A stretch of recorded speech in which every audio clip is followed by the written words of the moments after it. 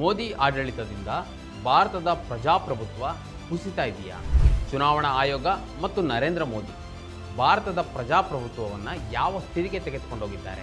ಹೀಗಂತ ಅಂತಾರಾಷ್ಟ್ರೀಯ ಮಾಧ್ಯಮಗಳು ವರದಿ ಮಾಡ್ತಿರೋದಾದ್ರೂ ಯಾಕೆ? ವೀಕ್ಷಕರೇ ನಮಸ್ಕಾರ, ಇದನ್ನ.comಗೆ ಸ್ವಾಗತ. ನಾನು ಮನೋಜ್ ಆರ್ ಕಂಬಳಿ.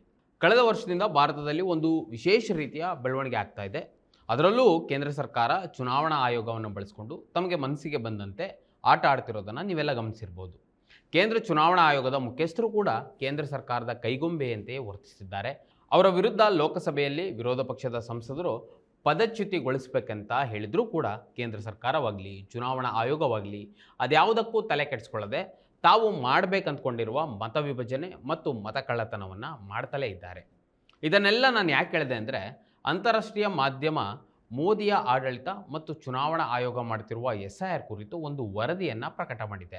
ಆ ವರದಿಯನ್ನು ನಾವು ಸೂಕ್ಷ್ಮವಾಗಿ ಗಮನಿಸಿದರೆ ಮೋದಿ ಆಡಳಿತಕ್ಕೆ ಬಂದ ಮೇಲೆ ಭಾರತದ ಮರ್ಯಾದೆಯನ್ನು ಮತ್ತು ಜಗತ್ತಿನ ಅತಿದೊಡ್ಡ ಭಾರತದ ಪ್ರಜಾಪ್ರಭುತ್ವವನ್ನು SIR ಬಳಸಿಕೊಂಡು ಕುಗ್ಗಿಸ್ತಿದ್ದಾರೆ ಎಂಬುದು ಸ್ಪಷ್ಟವಾಗಿ ಕಾಣ್ತದೆ.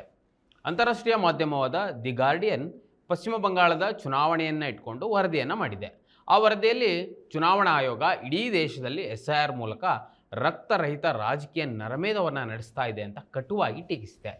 ಸರ್ಕಾರವು ಮತದಾರರ ಪಟ್ಟಿಯನ್ನು ಶುದ್ಧೀಕರಣಗೊಳಿಸಲು ಪ್ರಯತ್ನಿಸುತ್ತಿರೋದ್ರಿಂದ ರಾಜ್ಯ ಚುನಾವಣೆಗಳಿಗೂ ಮುನ್ನ ಭಾರತದಲ್ಲಿ ಲಕ್ಷಾಂತರ ಜನರು ಮತ ಚಲಾಯಿಸುವ ಹಕ್ಕನ್ನೇ ಕಳೆದುಕೊಳ್ತಿದ್ದಾರೆ ಎಂಬ ಶೀರ್ಷಿಕೆಯ ಮೇಲೆ ವರದಿ ಪ್ರಕಟ ಆಗಿದೆ. ಈ ವರದಿ ಇಡೀ ಭಾರತದ ಪ್ರಜಾತಂತ್ರ ಅಪಾಯವನ್ನು ಎಚ್ಚರಿಸ್ತಾ ಇದೆ. ಈಗಾಗಲೇ ಪಶ್ಚಿಮ ಬಂಗಾಳದಲ್ಲಿ ಒಟ್ಟು 91 ಲಕ್ಷ ಮತದಾರರನ್ನು ಮತಪಟ್ಟಿಯಿಂದ ಅಳಿಸಿ ಹಾಕಲಾಗಿದೆ. ಇದು ಇಡೀ ಪಶ್ಚಿಮ ಬಂಗಾಳದಲ್ಲಿರುವ 10% ಹೆಚ್ಚಾಗಿದೆ. ಇವೆಲ್ಲವನ್ನು ಕೂಡ ಮತದಾರರ ಪಟ್ಟಿಯ ವಿಶೇಷ ತೀವ್ರ ಪರಿಷ್ಕರಣೆ ಅಂದರೆ SIR ಮೂಲಕ ಚುನಾವಣಾ ಆಯೋಗ ನಿಜವಾಗಲೂ ರಕ್ತರಹಿತ ನರಮೇಧವನ್ನು ಮಾಡ್ತಿದೆ ಅಂತಲೇ ಹೇಳ್ಬೋದು. ಜೊತೆಗೆ ಇದಕ್ಕೆ ಕೇಂದ್ರ ಸರ್ಕಾರ ಕೂಡ ಸಂಪೂರ್ಣ ಬೆಂಬಲವನ್ನು ಸೂಚಿಸಿದೆ. ಮೋದಿ ಸರ್ಕಾರ SIR ಪ್ರಕ್ರಿಯೆಯಲ್ಲಿ ಮತಪಟ್ಟಿಯಿಂದ ಅಳಿಸಲ್ಪಟ್ಟ ಮತದಾರರನ್ನು ನುಸುಳುಕೋರರು, ಅಕ್ರಮ ಬಾಂಗ್ಲಾದೇಶಿ ವಲಸಿಗರು ಎಂದು ಅವಹೇಳನ ಮಾಡಿ ಚುನಾವಣಾ ಆಯೋಗದ ಪ್ರಕ್ರಿಯೆಯನ್ನು ಸಮರ್ಥಿಸಿಕೊಳ್ತಿದೆ. ಈ ವಿಡಿಯೋ ನೋಡ್ತಿರುವ ನೀವು ಒಮ್ಮೆ ಇದನ್ನು ಯೋಚಿಸಲೇಬೇಕು. ಈಗಾಗಲೇ ಲಕ್ಷಾಂತರ ಜನರನ್ನು ಮತಪಟ್ಟಿಯಿಂದ ಹೊರಗಿಟ್ಟ ಎಲೆಕ್ಷನ್ ಕಮಿಷನ್ ಹೇಳ್ತಿರೋದು ಇವರೆಲ್ಲ ಫೇಕ್ ವೋಟರ್ಸ್ ಅಂತ. ಆದರೆ ಕೇಂದ್ರ ಸರ್ಕಾರ ಹೇಳ್ತಿರೋದು ಮಾತ್ರ ಬೇರೆ. ಕೇಂದ್ರ ಸರ್ಕಾರ ಏನು ಹೇಳ್ತಾ ಇದೆ ಅಂದರೆ ಅಕ್ರಮ ವಲಸಿಗರು ಮತ್ತು ನುಸುಳುಕೋರರು ಅಂತ ಹೇಳ್ತಾ ಇದೆ. ಈಗ ಒಂದು ಪ್ರಶ್ನೆಯನ್ನು ನಾವು ಕೇಂದ್ರ ಸರ್ಕಾರಕ್ಕೆ ಕೇಳಲೇಬೇಕು. ನೀವು ಅಧಿಕಾರಕ್ಕೆ ಬಂದು ಸುಮಾರು 12 ವರ್ಷಗಳು ಕಳೆಯುತ್ತಾ ಬಂದಿದೆ.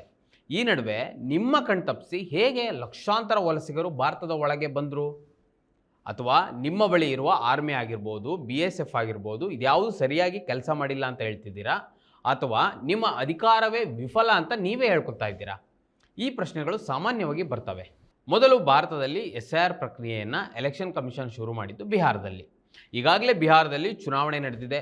ಆದರೆ ಮತದಾನದಿಂದ ವಂಚಿತರಾಗಿದ್ದು ಸುಮಾರು 65 ಲಕ್ಷದಷ್ಟು ಮತದಾರರು. ಕೇಂದ್ರ ಸರ್ಕಾರ ಮತ್ತು ಎಲೆಕ್ಷನ್ ಕಮಿಷನ್ ಅಕ್ರಮ ನುಸುಳುಕೋರರು ಮತ್ತು ವಿದೇಶಿಯರು ಅಂತ ಹೇಳಿ ಅವರನ್ನು ಹೊರಗೆ ಹಾಕ್ತು. ಆದರೆ ಆ ಹೊರಗೆ ಹಾಕಿದ 65 ಲಕ್ಷ ಜನರಲ್ಲಿ ಅಕ್ರಮ ವಲಸಿಗರು ಅಂದರೆ ವಿದೇಶಿಗರು ಸಿಕ್ಕಿದ್ದು ಕೇವಲ 2.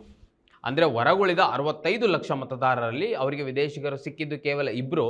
ಇದರಿಂದ ಒಂದಂತೂ ಸ್ಪಷ್ಟವಾಗ್ತದೆ, SIR ಪ್ರಕ್ರಿಯೆ ನಡೆಸ್ತಾ ಇರೋದೇ BJP ಪಕ್ಷಕ್ಕೆ ಮತ ಹಾಕದೇ ಇರುವಂತಹ ಮತದಾರರನ್ನು ಹೊರಗಿಡುವುದೇ ಆಗಿದೆ ಅಂತ ಇಲ್ಲಿ ಸ್ಪಷ್ಟವಾಗಿ ಗೋಚರಿಸ್ತದೆ. ಸ್ವಾತಂತ್ರ್ಯ ಹೋರಾಟ ಒಂದು ಕಥೆಯಲ್ಲ, ಮರೆಮಾಚಿದ ಹೋರಾಟಗಳ ಅನಾವರಣ. ಭಾರತದ ಸ್ವಾತಂತ್ರ್ಯ, ಕರ್ನಾಟಕದ ಏಕೀಕರಣ ಒಂದೇ ಹೋರಾಟದ 2 ಮುಖಗಳು. ಜೈ ಹಿಂದ್, ಜಯ ಕರ್ನಾಟಕ ವಿಶೇಷಾಂಕ ಈಗಲೇ ಓದಿ ಹಂಚಿಕೊಳ್ಳಿ. ಈಗ ಅಂತಾರಾಷ್ಟ್ರೀಯ ಮಾಧ್ಯಮ ಅಂದರೆ ದಿ ಗಾರ್ಡಿಯನ್ ಹೀಗೆ ಯಾಕೆ ಹೇಳ್ತು ಅಂದರೆ, ಮೋದಿ ಆಡಳಿತದಿಂದ ಭಾರತದ ಪ್ರಜಾತಂತ್ರ ಕುಸಿತಿದೆ ಅಂತ ಯಾಕೆ ಹೇಳ್ತು ಎಂಬುದನ್ನು ಸ್ವಲ್ಪ ನೋಡ್ಕೊಂಬರೋಣ. ಪಶ್ಚಿಮ ಬಂಗಾಳದಲ್ಲಿ ಸುಮಾರು 15 ವರ್ಷಗಳಿಂದ ಅಧಿಕಾರವನ್ನು ಹಿಡಿದಿಟ್ಕೊಂಡಿರುವಂತಹ ತೃಣಮೂಲ ಕಾಂಗ್ರೆಸ್ ಅಂದರೆ TMCಯಿಂದ ಹೇಗಾದರೂ ಮಾಡಿ ಅಧಿಕಾರವನ್ನು ಕಿತ್ಕೊಳ್ಬೇಕು ಎಂಬುದು BJPಯ ತಂತ್ರ. ಅದಕ್ಕಾಗಿ ತುಂಬ ವೇಗದಲ್ಲಿ SIR ಪ್ರಕ್ರಿಯೆಯನ್ನು ನಡೆಸಿದೆ. ಇದರ ವಿರುದ್ಧ TMC ಮುಖ್ಯಸ್ಥೆ ಮತ್ತು ಪಶ್ಚಿಮ ಬಂಗಾಳ ಮುಖ್ಯಮಂತ್ರಿ ಮಮತಾ ಬ್ಯಾನರ್ಜಿಯವರು ಬೀದಿ ಹೋರಾಟವನ್ನು ಮಾಡಿದ್ರು. ಸುಪ್ರೀಂ ಕೋರ್ಟ್ನಲ್ಲಿ ತಾವೇ ನಿಂತು ವಾದವನ್ನು ಮಾಡಿದ್ರು. ಆದರೂ ಕೇಂದ್ರ ಸರ್ಕಾರವಾಗಲಿ ಎಲೆಕ್ಷನ್ ಕಮಿಷನ್ ಆಗಲಿ ಜಗ್ಲೇ ಇಲ್ಲ. ಇನ್ನು TMC ಸಂಸದೆ ಸಾಗರಿಕಾ ಘೋಷ್ ಅವರು ಬಂಗಾಳದಲ್ಲಿ ನಡೀತಾ ಇರೋದು ಸಾಂವಿಧಾನಿಕ ಅಪರಾಧ, ಇದು ಭಾರತದ ಜನರ ವಿರುದ್ಧ ಬಂಗಾಳದ ಜನರ ವಿರುದ್ಧ ನಡೆಸ್ತಾ ಇರುವ ಅಪರಾಧ ಅಂತ ಕಟುವಾಗಿ ಟೀಕೆ ಮಾಡಿದ್ದಾರೆ. ಮುಂದುವರೆದವರು, ಇದು ಸ್ವತಂತ್ರ ನಂತರದ ಭಾರತದ ಇತಿಹಾಸದಲ್ಲಿ ಒಂದು ಕರಾಳ ಇತಿಹಾಸವಾಗಿ ಉಳಿತದೆ. ಒಬ್ಬ ವ್ಯಕ್ತಿ ಮತ್ತು ಅವರಿಗೆ ಒದಗಿರುವ ಮತದಾನದ ಹಕ್ಕು ಸಂವಿಧಾನವು ನೀಡಿರುವ ಬಹುದೊಡ್ಡ ಹಕ್ಕು.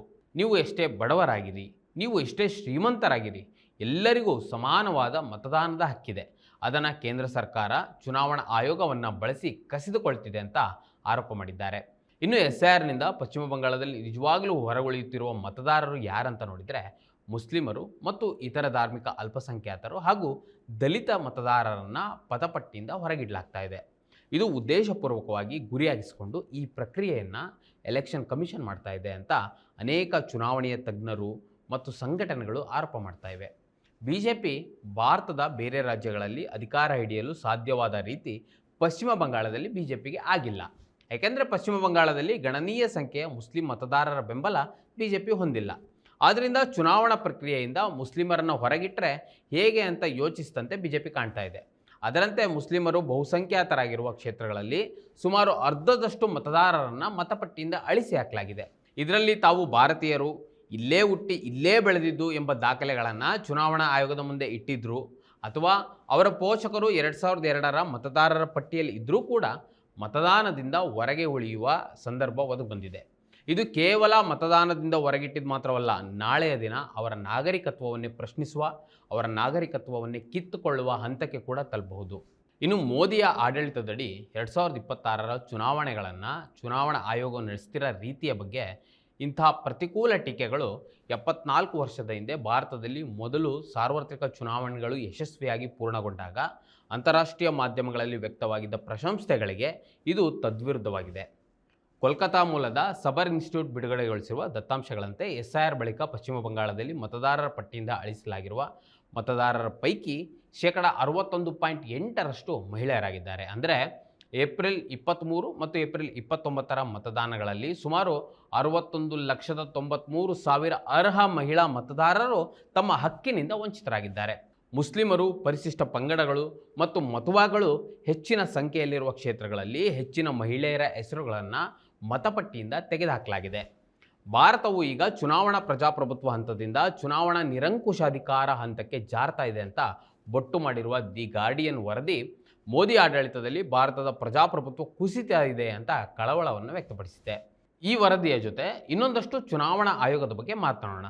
ಕಳೆದ ವರ್ಷ ನಿಮಗೆಲ್ಲ ನೆನಪಿರ್ಬೋದು, ಕಾಂಗ್ರೆಸ್ ನಾಯಕ ರಾಹುಲ್ ಗಾಂಧಿಯವರು ಪತ್ರಿಕಾಗೋಷ್ಠಿಯನ್ನು ಮಾಡಿ BJP ಚುನಾವಣಾ ಆಯೋಗದಿಂದ ಮತಕಳ್ಳತನವನ್ನು ಮಾಡಿದೆ ಅಂತ ಹೇಳಿದರು. ರಾಹುಲ್ ಪ್ರತಿಯೊಂದನ್ನು ದಾಖಲೆಗಳ ಸಮೇತ ಹೇಳಿದರೂ ಕೂಡ ಚುನಾವಣಾ ಆಯೋಗ ತಮಗಲ್ಲವೇನೋ ಎಂಬಂತೆ ಮೌನ ವಹಿಸಿತು. ಈ ದೇಶದ ಕೆಲವು ಮಾಧ್ಯಮಗಳು ಬಿಟ್ಟರೆ ಗೋಧಿ ಮೀಡಿಯಾ ಅಂತ ಖ್ಯಾತರಾಗಿರುವ ಮಾಧ್ಯಮಗಳು ಇದರ ಬಗ್ಗೆ ಮಾತನಾಡಲೇ ಇಲ್ಲ. ಚುನಾವಣಾ ಆಯೋಗದ ಮುಖ್ಯಸ್ಥರಾಗಿ ಜ್ಞಾನೇಶ್ ಕುಮಾರ್ ಅವರು ಅಧಿಕಾರಕ್ಕೆ ಬಂದ ಮೇಲಂತೂ ಇಡೀ ರಾಷ್ಟ್ರದ ಮುಂದೆ ಚುನಾವಣಾ ಆಯೋಗದ ಮರ್ಯಾದೆಯನ್ನು ಬೀದಿಗೆ ತಂದಿದ್ದಾರೆ.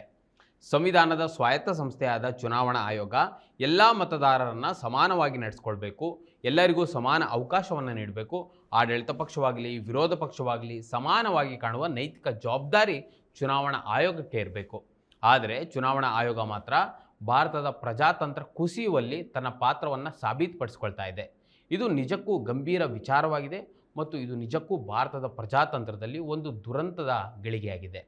ದಿ ಗಾರ್ಡಿಯನ್ ಥರದ ಅಂತಾರಾಷ್ಟ್ರೀಯ ಮಾಧ್ಯಮಗಳು ಮೋದಿ ಸರ್ಕಾರದ ಆಡಳಿತದ ಬಗ್ಗೆ ಎತ್ತಿರುವ ಕಳವಳವನ್ನು ನೋಡಿದರೆ ನಿಜಕ್ಕೂ ಭಾರತದ ಪ್ರಜಾತಂತ್ರ ಈಗ ಬಂದು ನಿಂತಿರುವ ಪರಿಸ್ಥಿತಿಯ ಬಗ್ಗೆ ಗಂಭೀರ ಆಲೋಚನೆಗೆ ಒಡ್ತದೆ. ವೀಕ್ಷಕರೇ, ಈ ವಿಡಿಯೋದ ಕುರಿತು ನಿಮಗೆ ಅನ್ನಿಸ್ತು ಕಮೆಂಟ್ ಮಾಡಿ ತಿಳಿಸಿ ಮತ್ತು ಇದೇ ರೀತಿ ಸಾಕಷ್ಟು ವಿಡಿಯೋಗಳಿಗೆ ನಮ್ಮ ಈದಿನ.com ಯೂಟ್ಯೂಬ್ ಚಾನಲ್ನ ಸಬ್ಸ್ಕ್ರೈಬ್ ಮಾಡಿ ಮತ್ತು ನಮ್ಮನ್ನು ಬೆಂಬಲಿಸಿ. ನಮಸ್ಕಾರ. ಮತ್ತಷ್ಟು ವಿಶೇಷ ವಿಡಿಯೋಗಳನ್ನು ನೋಡಲು ಮತ್ತು ಹೊಸ ವಿಡಿಯೋಗಳ ಬಗ್ಗೆ ತಿಳಿಯಲು ಈದಿನ.com ಯೂಟ್ಯೂಬ್ ಚಾನೆಲ್ ಸಬ್ಸ್ಕ್ರೈಬ್ ಮಾಡಿ ಮತ್ತು ಬೆಲ್ ಐಕಾನ್ ಕ್ಲಿಕ್ ಮಾಡಿ.